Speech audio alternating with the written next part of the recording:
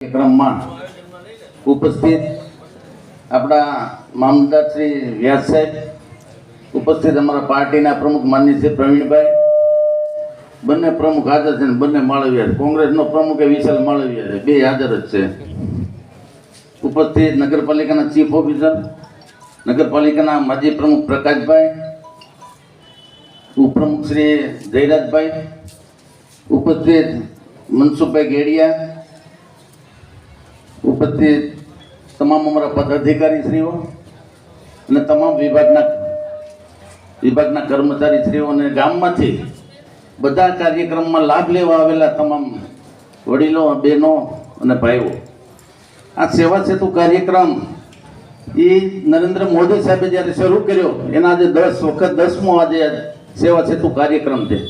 એ કાર્યક્રમનો હેતુ એવો છે કે લોકોને નાનામાં નાનો માણસ હોય, દરેક સમાજનો માણસ હોય, એને એના ગામમાં પૂરેપૂરી સુવિધા મળે. તમારા કોઈ પણ પ્રકારનું કામ હોય, આ તમામ ડિપાર્ટમેન્ટો અત્યારે તમારી પાસે આવ્યા છે, ત્યારે એનો પૂરેપૂરો લાભ આપણે સૌ લઈએ એવી સૌને વિનંતી કરું છું.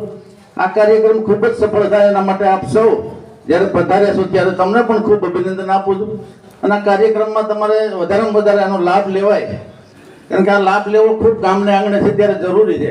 કારણ કે આપણે તાલુકા મથકે ધક્કા ખાઈએ એના કરતાં અહીંયા આપણી વચ્ચે જ્યારે આવ્યા છે ત્યારે તમામ વિભાગના અધિકારીઓ છે, જે કાંઈ કામ હોય તમારું એ બધું અહીં સ્થળ ઉપર થવાનું છે, ત્યારે આપણે સૌ એનો વધારે વધારે લાભ લઈએ.